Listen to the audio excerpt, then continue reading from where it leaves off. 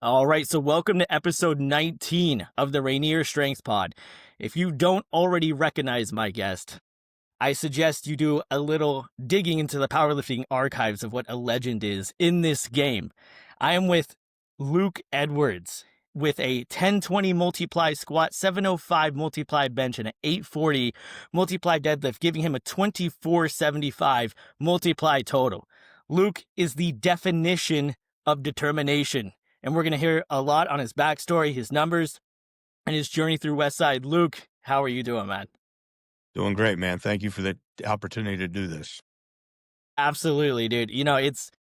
It's mind-blowing for me to be able to talk to people like you, to be completely honest. And I want to dive right in to your first day at Westside. Like, walking through those doors, what was that like, your first day, first impressions?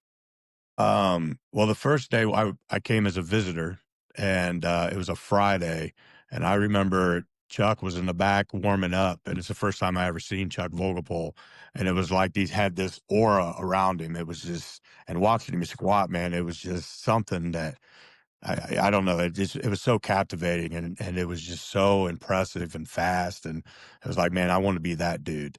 And then you see Louie Simmons, because we squatted last, and Louie Simmons is running the monolift and like helping out. And, there's aura around him. And it was just like, it was like a dream come true. And I was like, I know that someday I want to be able to come here permanently and train. This is my destiny. This is where I want to go. Yeah. And how did you find Westside? I mean, growing up, man, everybody knew WESTSIDE Barbell. I came from a small town, and there was some guys that were into powerlifting and whatnot, and they were like, "Man, this place WESTSIDE, these guys monsters and blah blah blah and all this stuff." So I had known about WESTSIDE Barbell since I was probably like 8 years old. Um, and so it was just always kind of like when the first like year or so that I was there, it was like a dream. Maybe first 5 years, it was just like a dream. I couldn't believe that I was there. Every workout. I mean, they were intense, but it was everything that I wanted to do. 4 times a week, just punishing your body and getting stronger and getting the team stronger, and it was just amazing. Yeah, it's so sick, dude, to be able to just like get a piece of Westside, because we all have Westside versus the World. We've all seen it a million times. I still watch it to this day, obviously. But like to get the introspection of someone that was in there in the trenches, the people like you, Kenny Patterson, it's so neat. So what was your first, let's just talk about your first kind of year at Westside. How long was it till you actually competed, and how was your first meet under the Westside banner? So, the first meet I did, I kind of got talked into because when I first got there, I wanted just to train. And I got there at the tail end of '07, I believe it was, somewhere like November, December of '07, I think it was. And I wanted to train. I just got there and I wanted to train like 6 months. And Chuck talked me into doing the pro am that he bombed out and like left West Side over and all that. So I ended up doing it, and I got my name on the board for the first time under the deadlift. So that was pretty cool to be able to not just represent Westside, but to also get your name on that board the first meet there. And it was probably like within 6 weeks of train, maybe 4 weeks of training there that I did that. So that was pretty cool. Yeah.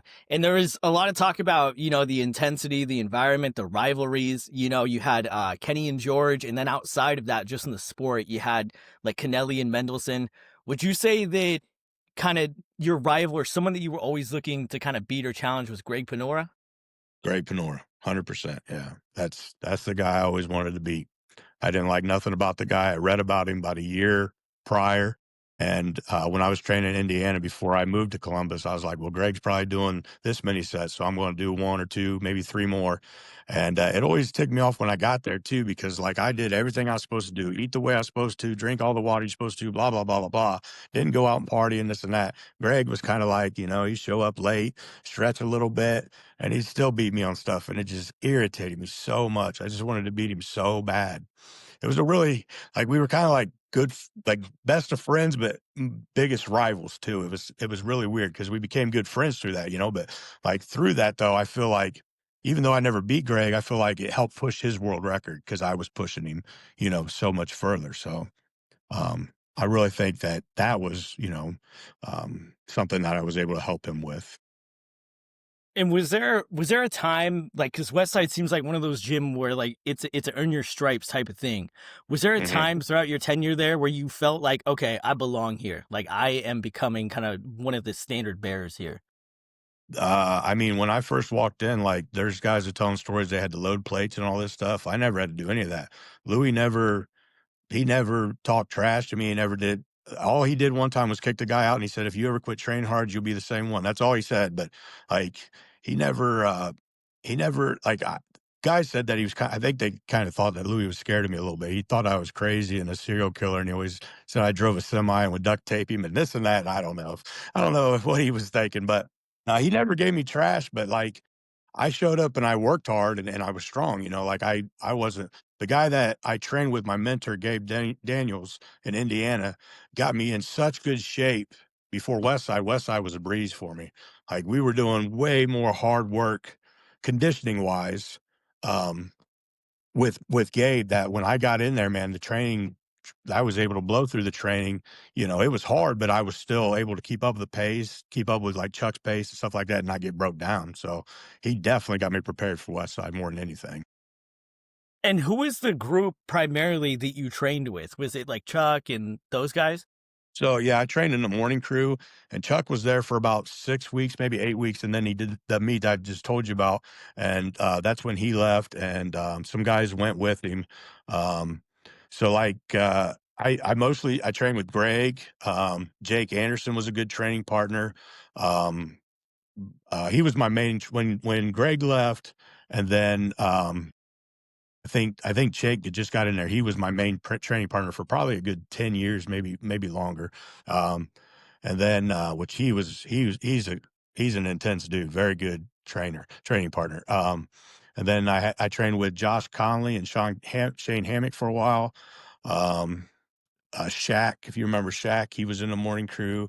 Um, man, Tony Belagoni, Matt Smith, Tony Ramos, all those guys in the morning. I'm probably leaving a few names off there, and AJ Roberts. Yeah, we had a good crew, man, over throughout the years. Had a really good crew. Yeah. Yeah, and I remember on your episode of Table Talk when you did you and Greg Penora with Dave Tate there, you guys were talking about how everyone thought that, the misconception from the outside was that Louis was in there with a whiteboard and it was like, okay, Greg, you're doing this, Luke, you're doing this. And it was like not No, like that whatsoever. So like no, no. how did the training actually work there? Was Lou kind of like programming you guys from a distance or were you guys self-programming? How did that work? I mean, we were all pretty much fine-tuned machines already. Like, we already kinda knew what we were doing going in. For example, in the morning, we'd break it down and be like, "Well, let's do this today," and we just go do it, like, it wasn't like we thought about it all night, whatever, we just do it, and I think that kept the lifting interesting because you didn't have to sleep all night worrying about whatever, um, because you just go in there with no expectations, just whatever you're supposed to be doing, you do.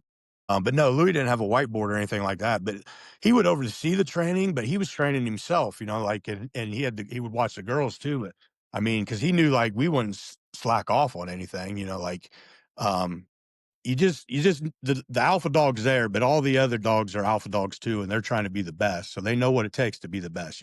Louis would give little tips and this and that, and that's how he trained. That was the extent of it. That was his coaching, I guess you could say. And Yeah. now, like when you went to meets and stuff, he would call your depth and all that stuff.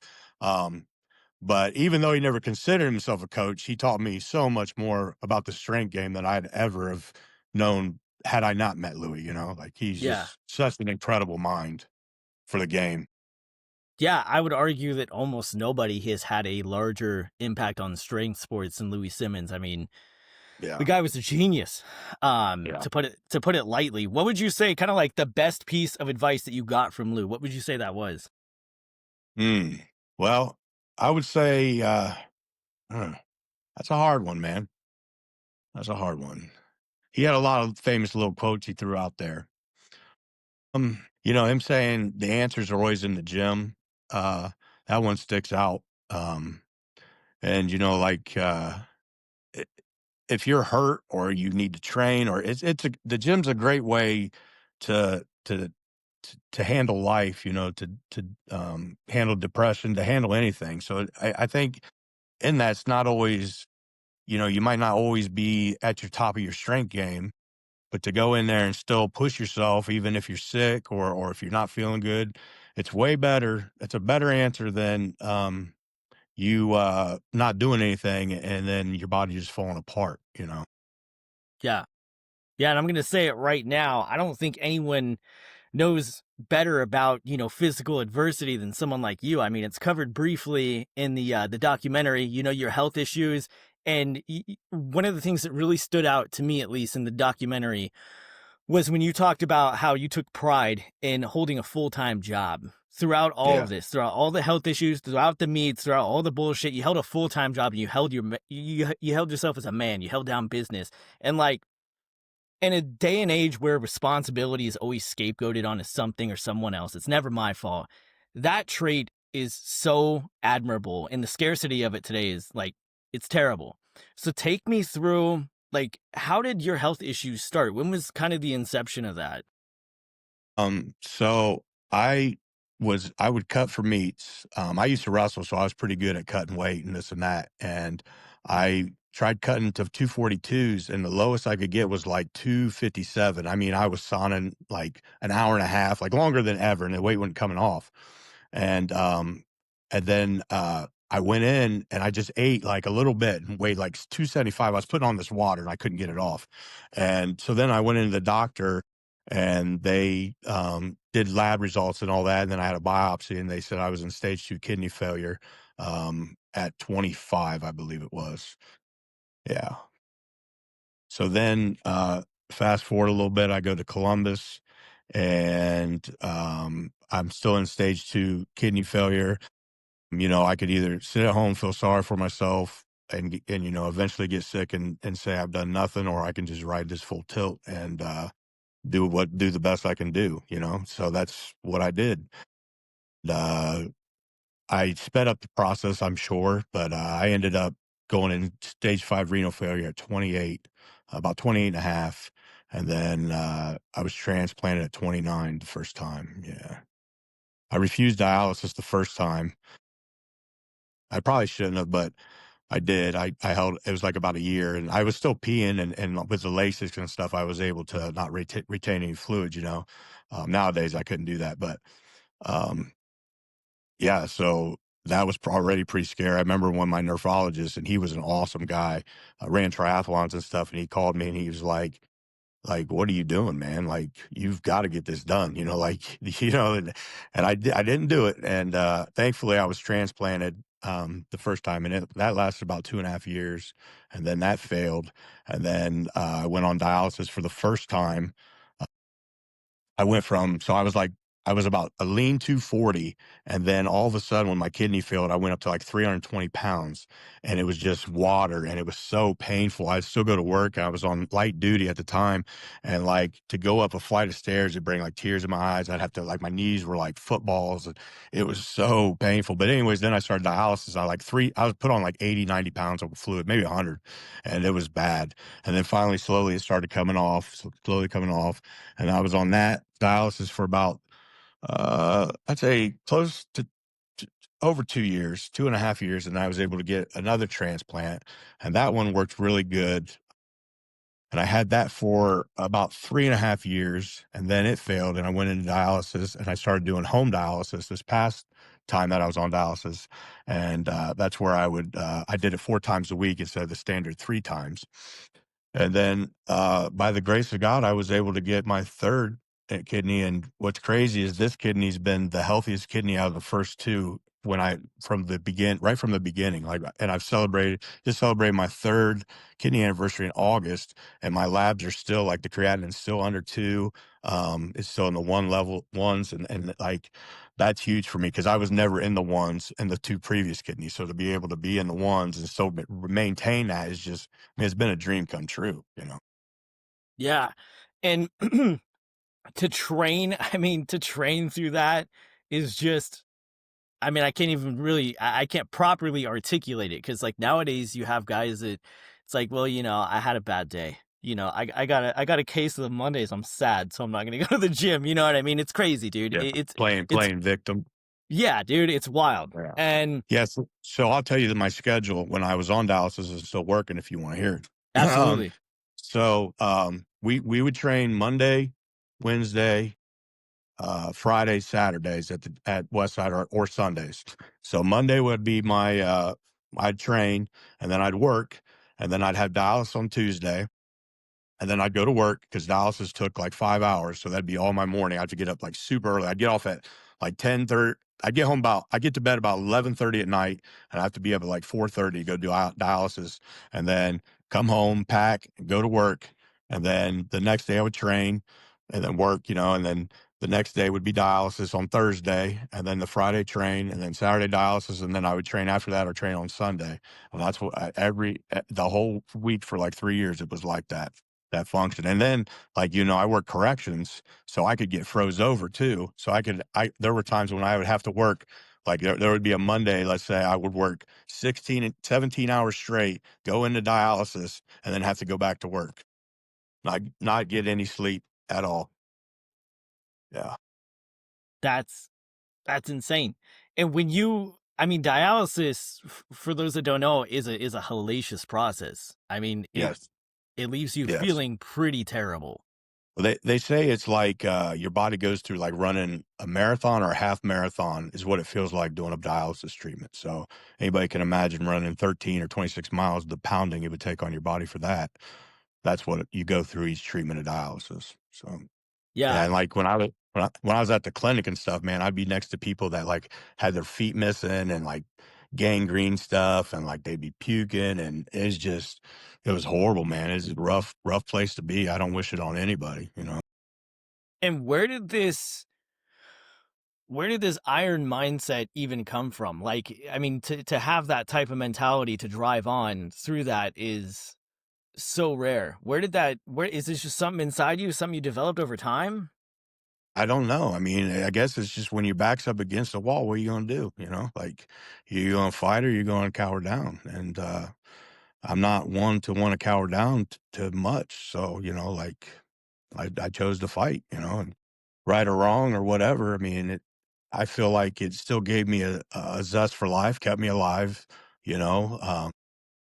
Definitely all the way I ate and stuff leading up to my sickness definitely is what helped keep me healthy through all of it, and have a clean diet and stay in training and stay in shape and stuff like that. It didn't break my body down. It made me and training would be hard because like you have to watch your fluid intake on dialysis too. And so like there's so many times I would squat and I'd be so loopy, I'd be dizzy. So I'd pass out we speed squat, let's say we do 10, 12 sets. Every set I'd pass out at the end and I'd have to wake myself up. So that's how like dialysis makes you feel. Yeah. And when this process started happening, when people in the gym kind of started noticing, did you receive any different treatment from those guys, or they were like, No, nope, it's Luke? I wouldn't let them. No, I didn't let nobody feel sorry for me. I wasn't gonna feel sorry for myself. The world don't feel sorry for you. No, I didn't let them treat me any different. All they could probably tell was that I was getting weaker, and they may have talked about worrying about me behind my back, or like worrying about me or whatever. Which that's I guess that's human, I guess. But my mindset, like no, they weren't gonna, and they didn't. They were there to train. They pushed me, and I'm thankful that they did. I didn't want a bunch of people saying, "Oh, Luke, it's okay. Just hang it up. You've done enough. Blah blah blah. You don't need to lift weights. Blah blah blah." No, I needed guys that are like, no matter what. If you look at Louie's past, everything he's been through, man, he's had a broken back like 3 times. He had all these different things that happened to him, and he stayed training, and that's probably what kept him alive as long as he was. People say 74 is young, but like Louie's life, was a lot rougher than most. To live to 74 is pretty good, I think. Yeah, when you're redlining, man, I mean, to get to 74 is crazy, dude, because most people that Yeah, redline that hard don't make it that far, right? yeah, yeah. And what was your relationship like with Lou? Were you guys pretty close? Yeah, yeah. He told me when I was going through all that stuff, he told me one time, he said, I don't respect many people. He said, but I respect you, and that meant a lot to me. Um, and in a way, I kind of looked at him as a dad as I was having trouble. I think anybody at Westside had mommy and daddy issues, so and some more than others. But so, anyways, I felt that. that way. I don't think he ever looked at me as like his son, but I'm sure that he saw all of us as like his friends, his companions, like training partners, like all of his, like that's where Louis, that was his place. That's what he could call home, his gym, like, um, he was there every single day, and that's where, I would say majority of his memories are at meets and in those walls, So I would say, like I'd say, that's a kind of the race. Like we were able to talk trash. Louis loved to talk trash, and it was really cool, man. I looked up to Louis as a huge role model in my life. As if I didn't have him, I don't know where I would have been without like Westside Barbell and Louis. Guide me a little bit throughout life. Long time ago when I got kicked out of my house, I lived with him for like 2 weeks or so. I lived down in his basement, and that was cool. Like I didn't bother him or nothing. Like we didn't even see each other because I was working. But it's just cool that he offered me a place to stay. When like he didn't have to. Like he didn't have to do that. So that was pretty cool. Not to let me live in my car for a while. I always looked up to him for that too. And like he always, bought everybody breakfast, and you know, he would buy everybody's powerlifting gear and all this. He'd get you free supplements from, I think we were sponsored by like Atlar, a few different companies at the time, and he'd get you all these different supplements and stuff. Like he was such a giving guy. We'd go to restaurants, he would tip the waitresses like so much, like 40, 50, $60 every time. Always gave money to homeless. It was really cool, man. Just he was a neat guy, man. Really neat guy. Yeah, and a lot of people don't hear that side of Lou. They hear the side of like because sensationalism sells, right? So you're gonna hear the side of this like crazy dude that's just Yeah, cussing and hitting yeah. people, and Yeah. Well, don't get me wrong now. There's that side too. Lou's crazy now. He's a crazy wild man. Yeah, he's nuts. I mean, like the older I get now, I'm 44, and I cannot imagine putting 920 pounds on my back in 10 years and squatting. And that Louis squatted 920, I think at 53, 54, something like that. And like that's crazy, man. Like when I was younger, I was like, oh, that ain't no bit. But now that I'm like getting close to that age, like, bro, like that's and he did it like at 220 or something, like, bro, that's another level right there. yeah, dude, like the pressure from the weight, and then you had the pressure from the gear, and you're in your 50s with like fucking 500,000 miles on your engine, and it's like, what the fuck, man? It's like I he mean, wasn't just a coach.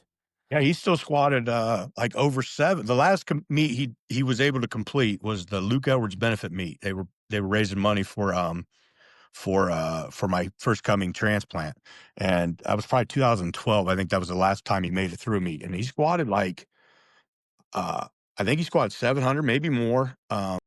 And he benched what he benched, man, like 400 or something like that, and he deadlifted 675. I know it's elite total. He smoked all his deadlift 675. I mean, now he's not in his 50s here.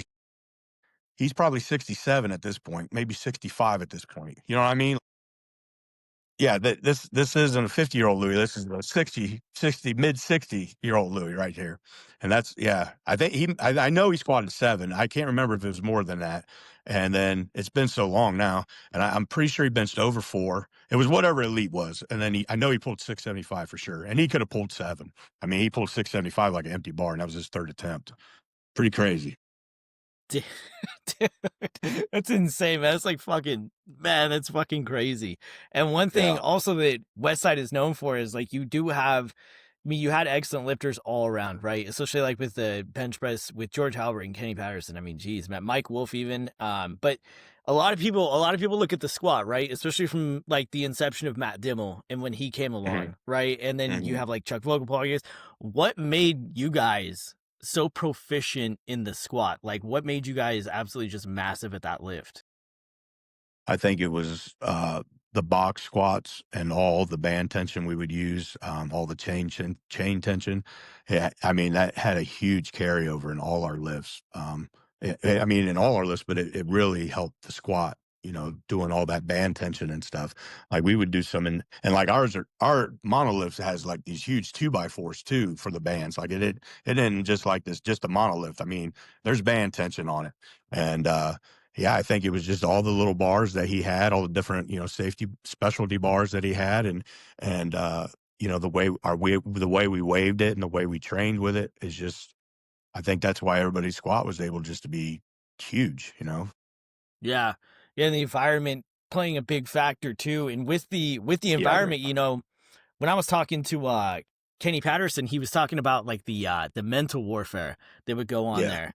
And there was a Yeah. lot of that. Did you witness a lot of that? Can you give me some examples of what Yeah. that was Yeah. like, kind of like the psychological part? Yeah. So like everybody there is obviously physically strong, but not everybody's mentally strong there. Like you get guys that they come from like being a big fish in a small pond type thing. And then they get to a ocean where there's just surrounded by sharks. You know what I mean? And so a lot of people I've seen leave that because they couldn't handle the training mentally. They couldn't take it, man. Like, I think because you can't go in there with a weak mind, because you're not going to, the workouts are demanding. They're very physical, but you have to have a mindset to go through them. You know what I mean? And there was a lot of people that just were weeded out because of their mind. Obviously they were strong. It had nothing to do with that, but like they couldn't keep up the training. Conditioning was the big thing. Like guys that would come and visit didn't realize how fast we would speed squat. Like visitors, we'd make like puke all the time. They couldn't keep up with Louie. You always knew when visitors were in town because Louie's got his shirt off. He's squatting with no shirt. You just got a couple nosebleeds going, nose stuff stuck up his nose, and so like, yeah, a lot of visitors, even strong guys, they just couldn't keep up with the how fast we would train and the quick pace throughout the whole entire workout, and so that broke a lot of people mentally too, you know. And would you say that was the number one thing that got people ejected and kicked out from that gym, was just not being able to keep up mentally? That, and I think they were trying to win over Louis, like, they were trying to get something more than what Louis already promised them. Like, you break a world record, Louis gives you a set amount of money, you get your name on a board, whatever. That's what you get. And you might have keys to the kingdom for a while, like get to pick the radio and this and that, but that's all you get. And then some guys wanna get like, they think they become, like, bigger than what they are, and they're not. You know what I mean? Like, I think they want, like, some special treatment, or I don't know what they're thinking, but, like, you came here not as a world record holder. We've all got you there, and now you think that, you should have everything, and I think that's hard for guys mentally too, because they think Louis is gonna give more like, "Good jobs, you did this," but he's not like that. He's more of a critique. "You need to do this, change this." That's what a good coach is. A good coach don't blow smoke and butterflies up your butt, but a good coach is gonna tell you, "This is what you need to do. This is what and that's what made him so good in the gym, and we were able to, because a lot of us were former athletes and whatnot.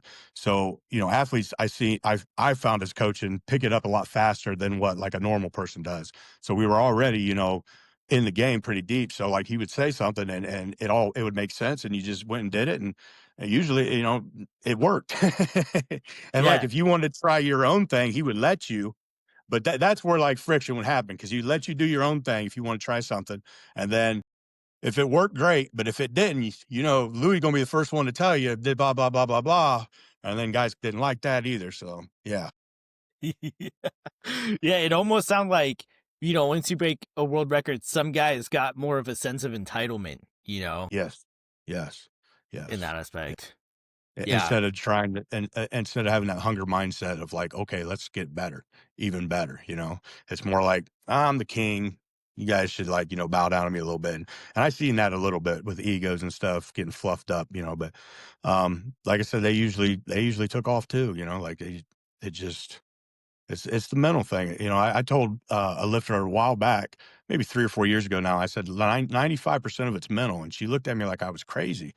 And I'm like, you'll find out. It's so much mental. Like if you can believe it wholeheartedly, then that's half the game, more than half the game right there. You just got to go out and lift it, or whatever you're, got to do. Yeah. Yeah. And, you have a lot of integral figures in the gym that are associated with Westside, right? Kind of like with any other sport, right? Like the UFC, you had Chuck Liddell, and then come along Conor McGregor, and kind of now you got like Alex Pereira's super huge, with Chuck being Now you such can't hold a on a second. You can't talk about UFC without without hitting my boy Mark Coleman up. Now UFC. You got to talk about the Mark first. Now hammer, he was the the man. hammer, Yeah, yeah. dude, You got the to talk about my hammer. good friend Mark there. You got to bring him up first. Yeah. The hammer, That's my yeah, boy. and Well, yeah. Yeah, we gotta start I with him also first. saving lives as well. Let's get that straight first. Yeah, Saving people from he's a bad fires. man. Yeah. Dude, yeah, one He's of the best of awesome. all He's time. I mean, Ohio's amazing guy. produced some gnarly athletes. I mean, look at Stipe Oh, Miocic, right? I mean, who's a yeah. better heavyweight? I mean, who's better? Stud. Stud. Yeah. I mean, yeah, Stipe, one of the best of all time, dude. And you guys had Matt Brown out there for a while too. Yeah. It's just Yeah. yeah, Yeah. you guys have had some Yeah. fucking killers Yes. out there, dude. Yes. Stipe trained at Westside for a little while too. When Marcus and he'd bring the team up and stuff. I remember meeting Stipe like '07, '08, something like that. And like he had just like started, and he's real good friends with one of my buddies who now lives out in Cali. And he lived in Cleveland at the time with Stipe, and they were real good friends. He goes, that guy's going to be a UFC champion someday. And this is back in 2007, '08. And he didn't get the championship till what, like 2015? And Yeah. she surely did, like he was a bad man, or, he is a bad man, like he's real deal. Oh yeah, dude. Yeah, Stipe's the shit, man. And Yeah. there's almost no better representation of what like a he was also like a throwback to an old school fighter. He's still a firefighter. He was still doing the Yeah. damn thing outside, and That's crazy. you have some guys, like, not to rag on him too much, but like Sean O'Malley, that are kind of like these newer kids and social media guys. And like, back in the day, man, you have people like fucking Don Fry, they were fighting fucking 4 times in one night doing tournaments over at Pride and shit too, and it's like, Right. it's Right. different, man. Built different, dude. Yeah. Yeah. Yeah. Yeah. That's it. It's crazy, man. Yeah, dude. And with when Chuck left Westside, was there like I don't want to say like a void or maybe like an absence in the gym when he left that was noticeable? Um, Not really. Because he took several guys, and it was kind of noticeable for a little while, but we just picked back up and started training again. Like you do. I'd say the biggest hit that I ever seen was when Greg left. And I remember showing up on a Monday, and there was just 3 of us. It was me, Matt Smith, and AJ Roberts. And we're like, man, we got to get some guys in here or something, and then that's when Lou brought he had some more guys come in, and that's when everything picked back up. But yeah, I seen a bigger blow with Greg, because when Chuck left, there were still a lot of strong dudes in there. But when Greg left, it just seemed like there were guys that already were leaving, like they getting married, whatever, life happens, blah, blah, blah. And then Greg left, and that seemed like kind of a massive blow. And like I said, it was just 3 of us. He left on a Friday, and that was just 3 of us on that Monday. And now more guys started showing up. But it was just that day. It was just a bad day, like there were other guys that just didn't show up that day, but it was just like, man, like what is going on? Like, Damn, dude. yeah, it was rough. Yeah, and in that table talk episode, I remember you guys talking about when Louie turned to you guys and was like, "You gotta get people in here," and you guys were like, "What? Like, what do you mean? Like, we gotta get people in here, dude? What the fuck?" Well, I'll tell you something funny with Greg. Greg would meet these guys that thought they were tough at different gyms or whatever, so he'd always have them come in, and we would just bury them, destroy them. And these were strong kids, like they weren't, big guys in a normal gym type thing, and they would just kill, and they'd never come back, So that was Greg's recruiting right there. It was funny, man. Were there? Greg was funny. What's Go, that? go ahead, man. Greg used to mess with the interns too. I can't remember what he did one time, but he put like a big kettlebell in some dude's gym bag or something, and like he walked off. He's like, "What are you stealing the kettlebell?" It was all these things, man. Greg would like put stuff in their car. Like he's just wild, man. He'd mess with the interns all the time. It was great. It was great. That's awesome, dude. He seems like, I talked to him probably about a month ago or so. I interviewed him, and man, what a guy. What a guy. What a story. He seems like an awesome dude to be around. Yeah. So he's tough, that's for sure. Fuck yeah, dude! I come back after a stroke, Yeah. I mean, fuck. It's such a common theme with the West Side guys. You hear about the stories about Chuck, like in his back being destroyed or like his ribs, and you guys are like taping him like a mummy. Yeah. And like helping him get the weight off the monolift. I mean, there's no excuses, man. Like if you want to be great, you're gonna have to put in the fucking effort. If not, then just stay on the sidelines, man. Just stay on the sidelines and cry. When one time I was duct taping my hamstring, and I was wrapping it around, and a guy played for the Buffalo Bills. They were in town. There was like 5 or 6 of them, and he walked in, seeing me taping. He's like, "Dude, that's like the most hardcore thing I've ever seen." I'm like, "You play pro football, and this is the most hardcore thing you ever seen?" But yeah, duct tape kept me together a lot, man. That's for sure. I duct tape my hips, my back, whatever, man. It would. It works. It'll keep your engine together, keep your body together. Hell yeah, dude. And it's fucking cheap.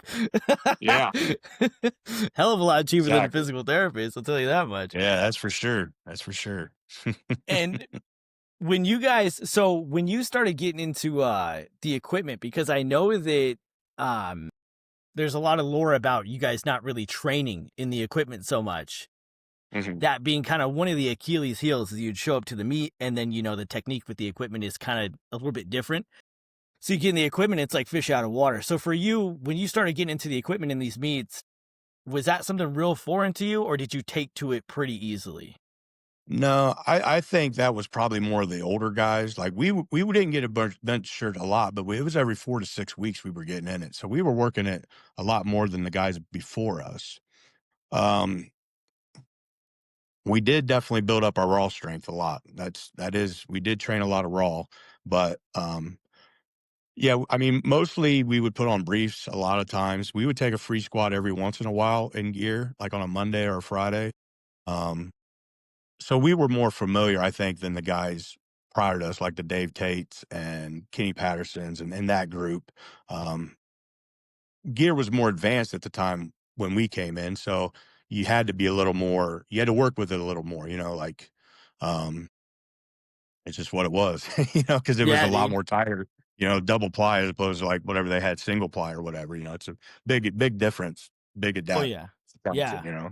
Complete So difference. yeah. But yeah, What? I think I do looking back, I do think we should have used it probably even a little bit more just to fine tweak a little bit. Yeah. Yeah, and that's what when I was talking to Sean Frankel, he said the same thing. Like he was like, we were in our gear a lot over at Big Iron and we learned how to use it like just religiously. Like we were just Yeah, adamant about being proficient. yeah, they were really good with the equipment, that's for sure, with gear. One thing I did notice one time was we trained I don't know, like 6 months for a meet and we used band tension the whole time, no chain weight, no free weight. And when we went to the meet, it was like you took it out and you were all like this because you didn't do any stability, like because the bands kind of put it almost like a Smith machine, put it in place for you.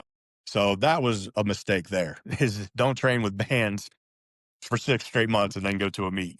Do some free squats and whatever else. Yeah, dude, for sure. Did you have one preference, bands versus chains? Did you have preference one versus the other? Um, well, I like them both. I like the chain aspect because how much it makes you shake and really works your belly, your core.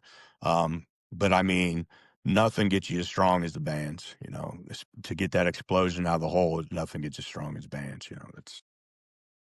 But you can't use them all the time. You got to rotate them. That way, you're not getting so used to the bands that you're just locked in that place. Like you're just straight up and down because the bar does move some. When you have free weight as opposed to when you have the bands in. But yeah, I love both of them. We throw them in all the time, either or. Yeah. And what was something that you guys tried that really did not work Well, the band squad I just told you about for doing 6 months? Yeah. yeah, for 6 months that didn't work. That definitely didn't work. I mean, there was a lot of things, like because we would even like not even just Louis, but guys would experiment with things like uh, just make up exercise on the fly, and like if it would work, we would use it. If it didn't, we didn't do it. Like. Uh, I can't even think of any examples, but like, for example, like side bends, we would use this, like the rower machine and we do side bends that way. And that seemed to really blow up your obliques, something that you wouldn't think of. Um, Let me think of something that didn't work. I didn't have too much success off um, my Circuit Max band, I always wanted to try Circuit Max with chain or like a free weight Circuit Max. And Louis was always big about the bands. And so like for me, I squatted the same as what AJ did. I think he did like 750 plus a blue, green, purple, something like that. And I did the same, but he squatted 1200 and my best was like 1025. So I didn't get the carryover that he did on that. So that's what did not work for me was that kind of circuit max. Now as coaching, I like to do more of a free weight circuit max with a reverse band or chain, something like that. Yeah. And dude, that that 1,000 pound squat is just like that 1020 is fucking mind bending, dude. So when you first walked into Westside, did you have any aspirations or think that, yeah, I'm gonna have 1,000 fucking pounds on my back squatted down Yeah. and up? Yeah. Yeah. So my grandfather told me that if I squatted 1,000 pounds, he'd give me $1,000. So there was no ifs, ands, or buts that was going to happen.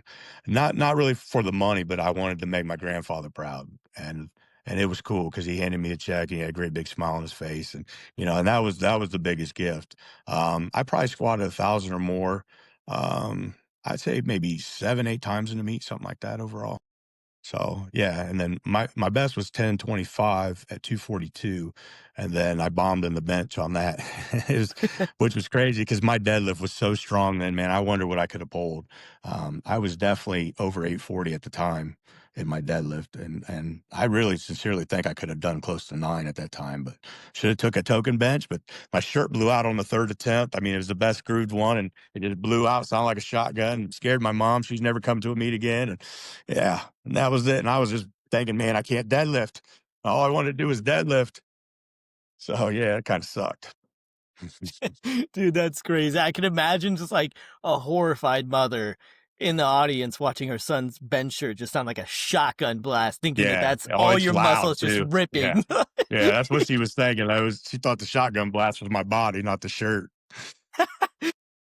My mom does the same thing whenever I have like a heavy squat that I post on Instagram. She'll hit me with the like, your intestines are gonna come out. You gotta stop doing that. I'm like, no, it's good, dude. Don't worry about it. Yeah, yeah, you're good. We're good, mom, we're good.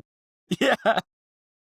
But what would you say as far as the training aspect of West Side? What would you say your favorite part of that was? Would you say it was max effort squat day?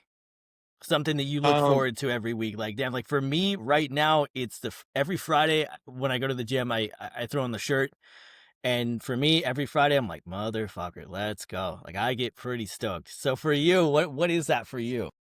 I think Fridays were once what would amp me up, that would be speed squats, and that's when, like, people would come into town, and that's when training would really happen, and that's when the p conditioning and the pushing and everything would happen, and I think that was the day I always look forward to. I still do now, like, because we train Friday and then it carries over to Saturday, so it's that Friday, Saturday combo that I just kinda look forward to. I don't know why, I just do, like, Fridays, let's go. Yeah, that's my favorite. That's the day I just feel like even at Westside, that's when people could visit. That's when, like, it seemed like training was at a whole nother level. It was awesome, like, I love Fridays, that's for sure. Yeah. Yeah. Yeah. Speed squats and play. Yeah. Yeah, well, I mean, as you touched on before, man, like the conditioning is going to separate the boys from the men, right? Mhm. Anyone can 100%. take anyone can take a single or a double, but it's like once you start getting those triples and above, and not only that, the rotation of the pace. Let's see how well Pace. you keep up. Yeah, the pace is what would bury people, like, it's you go get like, say it's a three-man rotation, you go, and then you almost have to get right in line, and he goes, and then he goes, so it's like, there ain't no messing around, like, you're literally going every 15, 20 seconds, and maybe 30 seconds tops, you know what I mean, and that's what you start getting 8, 9, 10 sets deep in, and that's when people are like, "Okay, ready to throw in the towel." Let's stop. After my, first transplant, 2015, I ended up coming back and squatting 1,000. Prior to that, I was training, and there was a guy in town and visited, and, I mean, we probably ended up doing, like, 20 sets of speed squats, and I remember AJ looks at me, he goes, "How many sets you doing, Luke?" I said, "I'm doing one more than this guy. Whatever he's doing, I'm doing one more than that." And so he eventually stopped, and I did one more than him, and I called it a day. I said, "Now I'm done." It's fucking awesome, dude. Yeah, you hear like today about, like overtraining and stuff, and it's just, not even a thought. Not even a thought, which is sick. But I mean, that's what, I mean, what are you gonna say? Like you have the athletes that are at a world class level, breaking world records and doing things that we didn't think were imaginable before. So like, are you gonna tell someone like you guys or like Ronnie Coleman that they're overtraining? Like, is that really what we're gonna do? You know what I Right. mean? Right, I don't know. I mean, overtraining it's definitely something that's definitely overly used because, like, Like, for example, with like training the heavy band tension, all that, it's going to fry your central nervous system. You'll know when your central nervous system is fried. That's overtraining. That's where like I need to take a day of an ice bath or get some rest, whatever, eat a bunch. But like that don't mean you take any training days off. You know what I mean? Like I don't give an excuse. Like we'd call it a deload, but like the deload day sometimes was harder than our training days because it was like straight bodybuilding work, you know what I mean? To get the central nervous system to come down a little bit, so we're not putting so much taxing on it. I mean, if that anything, that's overtraining. And these guys nowadays, I don't know, like they feel tired and don't want to go to the gym, and that's overtraining. And but that's not that's just lack of discipline, you know, lack of motivation or whatever you're doing, you know, like Yeah. you can't just think everything's overtraining, you know, like Yeah, seriously. Did you what year did you leave Westside? I left, I visited like a couple more times after Louis passed away. He passed away in 22. So I left in 22. When did he pass away? He passed away in March. So I think I was there till May maybe. And I was just like, you know, I always said if Louis passed away, I'd be done, you know, and I had to honor that. It was hard to go in there too. It just wasn't the same. Like it just, you know, yeah, it just wasn't the same. I might have even left like right at March, April. I don't remember exactly. I just know that I went in one or two more times after he passed away, and I was just like, I can't do this no more. Like, I'm done. Yeah. And was he still in the gym during that time during his later years, or was he more Yeah, removed? yeah. I mean, he was having different surgeries, and like he'd been in and out of the hospital quite a bit, and like looking back on it, he dropped so much size, but at the time, you didn't even notice. You know what I mean? Like it was just so weird. But like looking at his pictures, because like Louis, like even like close to the 70s, was big, man, big, thick guy, and he just kind of withered away, and you didn't really even see that coming, you know? Yeah, so like, yeah, um, but yeah, Yeah. No, absolutely. I mean, he had an impact on a multitude of people. Not only that, but a entire sport that I feel like no one will have an impact on ever again. I mean, it's something what he did, what he created transcends generations. It really does because I mean, I found out about Westside in my 20s. I'm 32. And yeah. so I mean, by I was fucking 13, 14.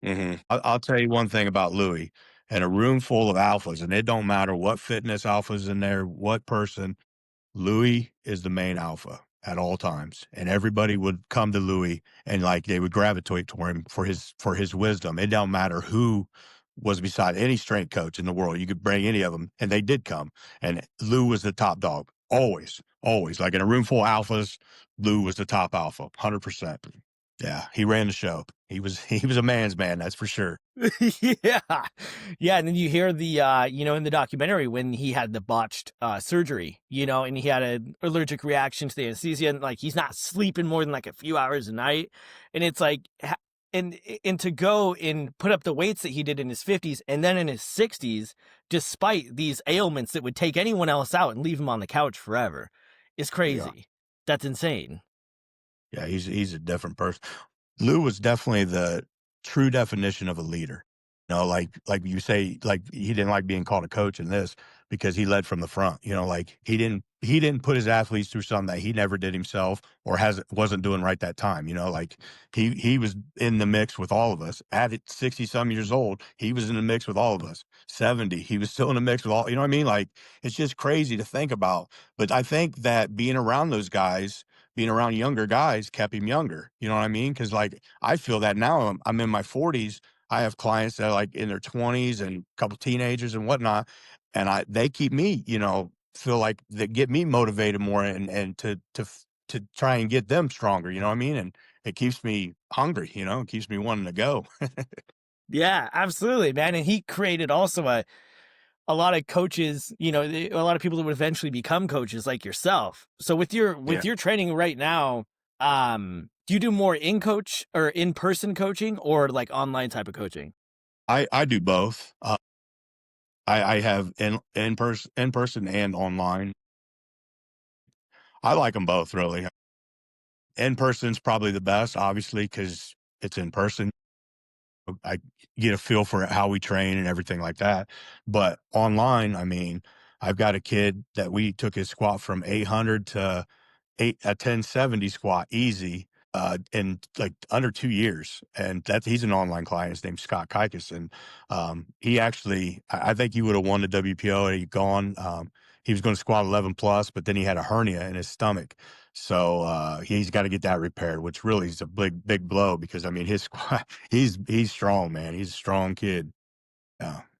So we're next year we're planning big things for him. But yeah, so like I have some strong guys online that are just getting into gear. And then a couple raw people, you know. So and then I have my in person, but I love both of them. I really do. I love both of them. And have you found with your clients, have you found that you're able to kind of, for lack of a better term, just kind of like get in their ass the way that, maybe like old school type of like fucking let's go type of, Yeah, motivation? Or do you have to, for today's yeah. generation, you kind of have to dumb it down a little bit?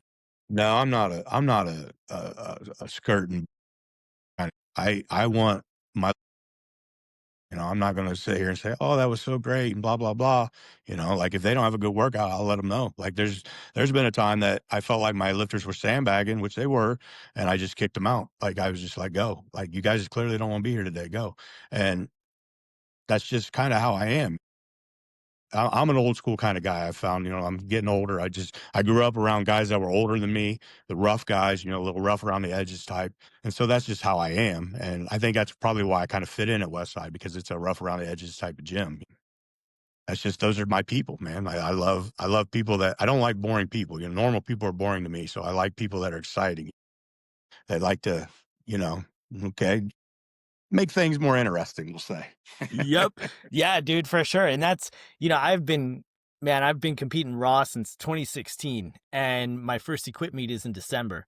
And I've Hmm. equated it to, for me at least, how I put it is raw powerlifting for me was like driving a really fast car. It was exhilarating. It was super fun. I loved it. But then when you put on the equipment, I feel like I'm driving a motorcycle now. And it's like just that immediate sense of danger is just all around you in a way different way that you don't understand unless you give it a try. Yeah. Um, Yeah. for you, with the current state of powerlifting, both raw and equipped, what are your thoughts on modern day powerlifting? I think eventually guys are probably going to start getting hurt raw as they did in like the 70s and 80s, and they're going to have older guys are going to still train that can't compete raw, so they're going to have to probably go to gear. I know gear's kind of died off a little bit the past few years, but I think that I mean, this is the same transition that happened like in the 90s to 2000s. They guys were raw, they were kind of tapped out, and then skier came along. Like back in the day, there were 50 lifters.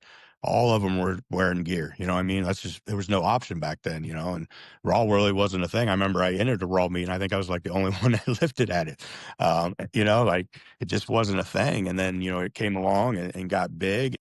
I love both, man. I think it's great to do raw to build up a foundation to get strong because you got to have strong tendons and all this. You can't just bench 225 and be like, okay, I'm gonna put a shirt on and like, because I've seen a lot of broken arms happen. So I think they need to make it. You can't just throw in the gear. You got to build up your tendons. I spent probably 15 years of training, and different training and then like bodybuilding type hypertrophy stuff and like different powerlifting moves before I ever put on something, a suit, you know what I mean? And that was like a champion single ply, like something real small, like, so, I think that's where if people do want to make the transition to gear, they need to build up the tendons. But I like both sports. I think I would like to see like judging be more consistent, um, and not just squats, all lifts, um, and I'd like to see. It'd be cool if people wouldn't be so separated. If they would just kind of, if we're the, I'd like to see like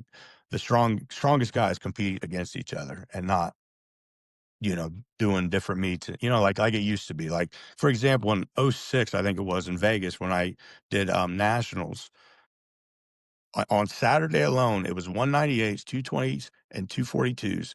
The squats took off started at 9 a.m., and I was one of the last deadlifters, and we took our last deadlifts like at 1 a.m., and that was just 3 flights. So I had, like, probably, I think 45 people or so in my weight class alone, and then you had the 220s and the 198s, and that was it. That was I mean, that was that's almost close to a 24-hour meet, like yeah, so that's everybody competed against everybody back then, and I don't know if it's because, like, social media or what, but you don't see that anymore, and then in the gyms, you don't see people that train together anymore, like, it seems like if I go to a public gym or whatever, you see people just have their headphones on, and they're training alone, and that's really odd to me that people train alone and don't wanna train, have a group. Now, if you can't find a group, like, I ran through training partners, like crazy when I was younger, so, like, if you can't find somebody, that's cool, but like, it just seems like everybody, like I see like 3 separate guys doing pretty much the same thing. Like, you guys could all probably train together and maybe,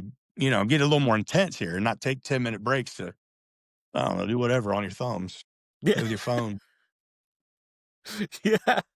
I agree, dude. That's like when I go to the gym and I train with my buddies, that's the best part of my week, dude. Like it's awesome. You're there, you're with your friends, like it's good, man. Like I have a great time. Like honestly, it's by far the best part of my week. And I've trained alone for years and years and years. Trained in the Yeah, garage, just by myself, and I still do from time to time. If I get off work late, I got a dog, so I can't leave him alone for too long, So if I get off work late, I'm upstairs, and it's a completely different environment, man. When you have a bunch of people that have a common goal, they're just willing to push each other, be there for each other. Because, like you said, everything that you need to know is inside the gym. Everything you'll ever learn is in there. Like, and that goes for relationships as well. The relationships that you have with your training partners.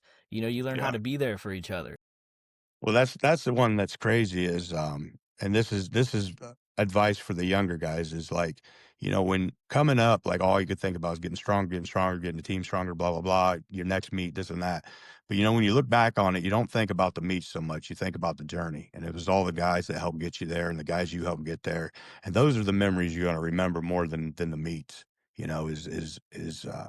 friends, especially like when you get older and they start passing away and stuff. You really uh, you hold on to that a little more, and it's like, man, we had some good times, and those are the memories. The journey through was what's more memorable than what was the self focus at the time. Yeah. And George Halbert said something to the same effect. I think it was either on the West Side podcast or he did an interview with Matt Wenning where he said, I would trade 3 or 4 meets in if I could have another year of training. If I could just go back and have another year in there, I would fuck the meets. I'll trade 3 or 4 of them just to get a Yeah, year back. yeah, yeah, yeah, yeah. The training was, especially in West Side, looking back, man, it does, like I don't know, like, I never thought of it as insane back then, but it kinda was, like, Louis, to train to keep up with us sometimes would snort horse liniment, and it's like, at the time, we're like, "Yeah, man, you gotta do what you gotta do, train," and he's doing it, and, like, now that I look back on it, man, what kinda mindset is that? Like, what's going on here? Wondering why his nose is just gushing. He'd have to go get it cauterized all the time. Ugh. That's And it's that awesome, blue dude. stuff, that stuff that really, like, can burn, like, when you shower and stuff. Yeah, you go right up his nose, man. Dude, And you that's and you do it crazy. every squat set. Yeah. I was like, we were all like, "Yeah, man, do it. You gotta do what you gotta do, man." It's just like, I don't know, man. I don't know. But back then, I had that mindset too, man. I would have done anything, if Lou's like, "Man, taking this horse limit to the face is what makes you get 100 pounds more in your squat." I'm putting horse limit right up my nostril. Was there So anything needless to say, like I've that? changed a little bit. Huh? Was there anything like that you did to increase any of your lifts that you thought might have just something that was batshit crazy looking back on it, where you're like, this is it, this is the thing right here. Probably when, I had my buddy Tommy, inject me with, saline and peroxide about 15 times in my shoulder when my shoulder was gone, and then that was when I was like, "That's quite a bit, That's peroxide burns a little bit." So there's quite a bit in there, but I took it like a champ. I don't know, man. That the duct tape stuff too is a little nuts too. You know, just looking back on it, like there's so many. Like I literally um, I got hit by a car and tore my oblique, right? It's a long story, this and that, but I want to get to this part. I was attempting a deadlift. So I totaled my first 2,400 meet at this meet. So I pulled 750, but missed it, pulled too fast, took 800, barely get off the ground, about this far. And I'm like, man, I'm done because I retore my oblique. I mean, completely. And we cut off the tape, retaped it. And by the grace of God, I don't know what happened. I was able to pull that 800. And with a torn oblique, everything just duct tape, man. Like, you know, that's probably not normal, you know?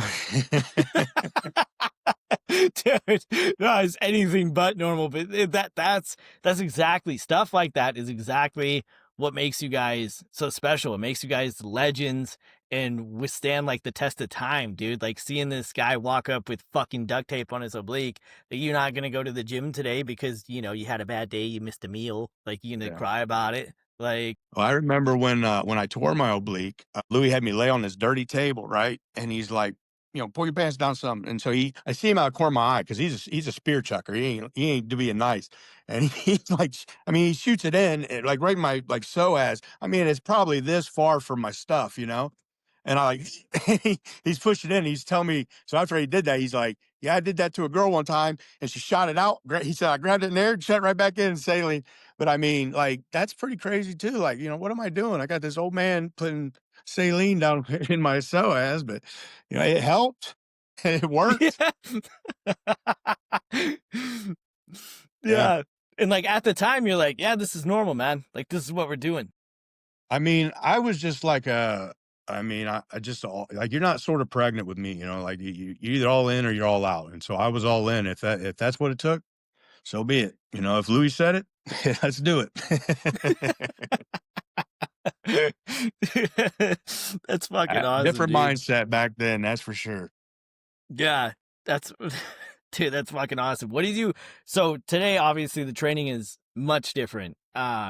It says here your last meet was in 2018, and it was a multiply meet. So right now, Mhm. are you still getting in the equipment, or is everything you're doing right now raw? I'm not really getting in equipment. I play around with it a little bit. So like I'm not really like training to compete or anything. I'm just training to like lead my lifters into the right thing, and keep myself in shape. But as far as like that'll be the last competition you see is on 18. I'm officially done with lifting, with competing. But, I don't know that you could ever take me out of training, and I do love to train. So, but like the biggest, like I haven't put a shirt on or anything. I put one of them, F8 things on that, Hmm. Rob Farrell makes. I put one Yep. of them Widowmaker or whatever. I put one of them on. It's not a shirt. It's just, one of them, like, I don't know what they're, they go around your arms. Yeah. And, It's almost like a I put, slingshot. Yep. yeah, yeah, yeah, yeah. And I put briefs on, but that's as much as I've done. That's as far as it'll go. Yeah. And as someone who has been in the game for such a long time, there's some people that despise the innovation of the band shirt. They don't like it. They like the multi, the single. How do you feel about the band shirt? Do you feel one way or the other about it? So the band shirt should be a separate division, but I am all for it. I think that like Louis, for example, wanted to see the most weight lifted. You see how the squat suit kind of evolved. Why can't the bench shirt evolve? Like now the people that do it without the band, that should be a separate category. You know what I mean? Like a band shirt shouldn't take over a guy's poly shirt in a record. That should be a different division. You know what I mean? And I'm all for that. Like I think it's cool because you could see guys lift more weights on the bench, but it has to be clarified that it's different. You know what I mean? Like you can't say a guy that totaled in a band shirt, say 2,500 pounds or whatever. You can't compare that to a guy that does 2,500 in a poly or, and not a band shirt. You know what I mean? So it's like apples and oranges. It should just be a different, like whatever they call unlimited. That's what it should be, the unlimited division, and just have that. And yeah, I think it's cool. I mean, Jimmy Cole benching 1,400 pounds. That's insane. You know what I mean? Dude. He's one of my Yeah. boys too. I love Jimmy. Jimmy's an awesome dude. Such a humble guy, man. Such a humble guy. So strong. But yeah, so I mean, like but he's also proved he can bench in other shirts too. You know what I mean? So it's not. I don't know. I think it's cool because it gives lifters who have kind of like been topped out or know they can't get to like a level where they were in the poly before. It gives them a chance to still compete and still maybe bench more weight or hit a PR. You know, like it keeps everything still exciting for guys that are you know older or whatnot. For Yeah, sure. I agree. I agree. I like it too. And Jimmy is a man, he's an alien. He's a strange case, dude, because it doesn't matter if it's single, multi, or a band shirt. If you show up there and Jimmy's there benching, you're coming in second, right? I mean, Jesus, Right. man. Right. It's Yeah, absolutely he's a insane. strong dude. Yeah, 1,400 pounds over your face, dude. Like, what the fuck? Like, I, that's insane. I can't imagine unracking 1,400 pounds on my back, let alone in my arms. Yeah. Yeah, dude. It's ridiculous. I don't even know how you acquire like the bone density for something like that. It's definitely Jimmy's thick, man. He's like a big old barrel, man. A big, thick guy, big hands, big forearms, big dude, man. He's an awesome guy. I like Jimmy. He's very, very good dude. Very good dude.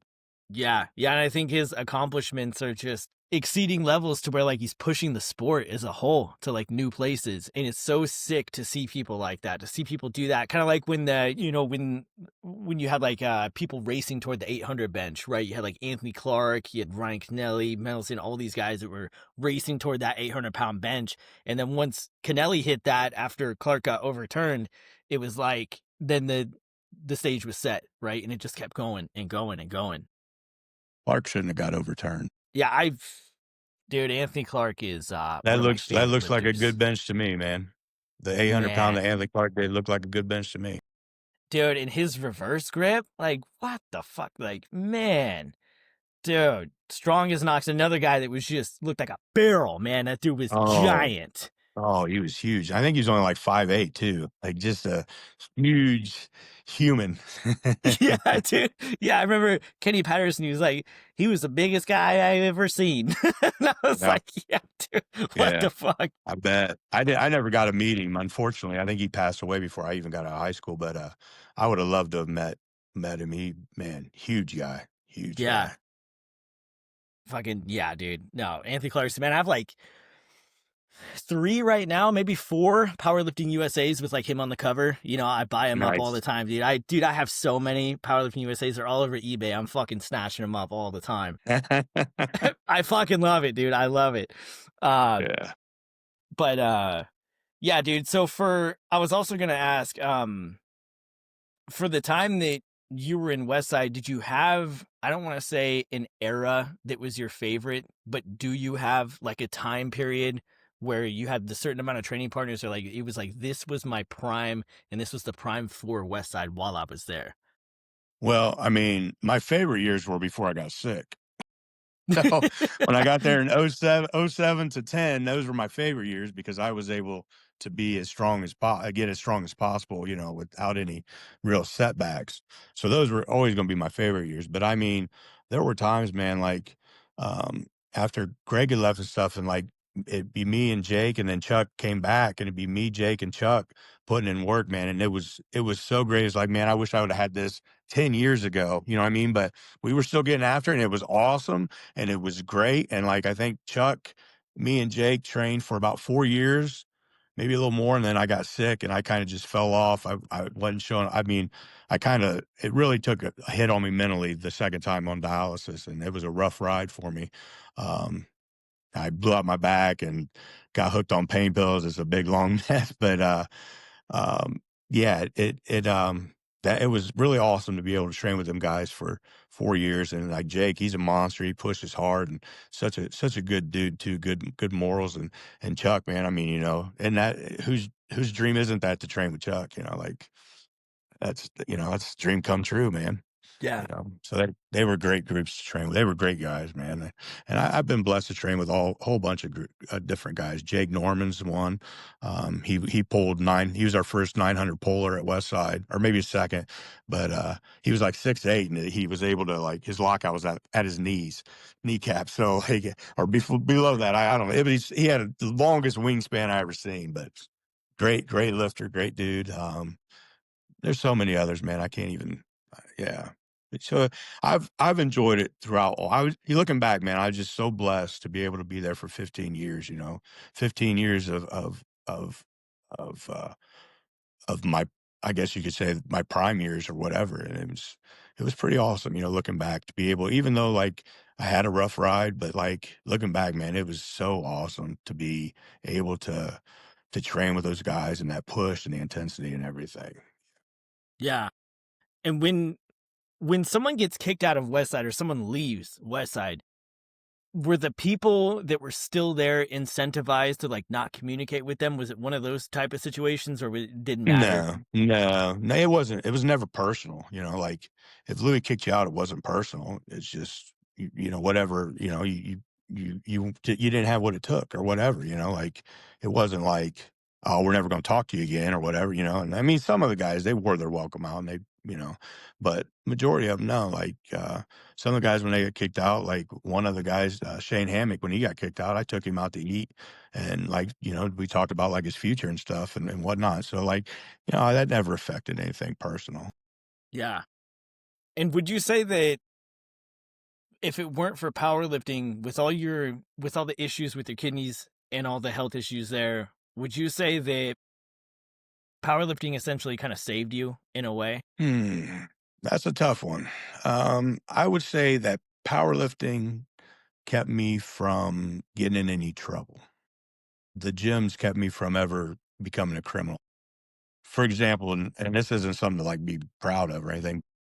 Prior to prior to me finding the Lord, I fit like 9 of the 10 criterias of being a serial killer. So like, thank God I found the gym. So Ohio has, we're known for strong guys and serial killers. So either one or the other, I think. I don't know. Yeah. Oh, you better fucking hope it's not both. Like just one dude Yeah. in both that's super Yeah. strong and a Yeah. serial killer. You don't Yeah. fucking want that. Yeah. The Yeah, strong guy's dude. usually too tired to do all that. He took all his anger out in the gym. Yeah, dude. Yeah, no, I know how it goes, man. Up here in Washington, dude, we had Ted Bundy, Gary Ridgway. I mean, fuck, we've Yeah. had some crazy people up here, dude. It's pretty That's because you wacky got up nothing here. else to do in Washington. You got all that rain, man. Rain makes them do crazy things. Yeah, man. It's wild, dude. But yeah, man. All right. Wrapping up here, dude. Why don't you plug your social media, your coaching, all that, plug where people can find you, where they can hire you. Yeah. So you can hit me up on Instagram. It's uh man, what's my name? Luke Edwards 5 times _ pro. And then what else did you ask me, bro? I'm sorry, man. Your coaching, where people can find you to Oh hire you. yeah. So they can hit me up there. On Instagram, you can hit me up on Facebook. You can hit me up on email. My email is info@edwards-strong.com. And yeah, I hope that somebody will look into this and I get opportunity to work with somebody. That's for sure. Absolutely, dude. Right on, Luke. Well, thank you so much for your time, man. Thank I you for having appreciate me. it, dude. We might have Absolutely, to bro. do another one on this. Yeah, This was a good dude. time. Went kind of quick. We might have to do another one. Fuck We yeah, still got man. a lot to talk Absolutely. about. I agree, brother. All right. Thank you All for right, the man. chance to talk. Have a good Yeah, day, bro. bro. See ya. See you.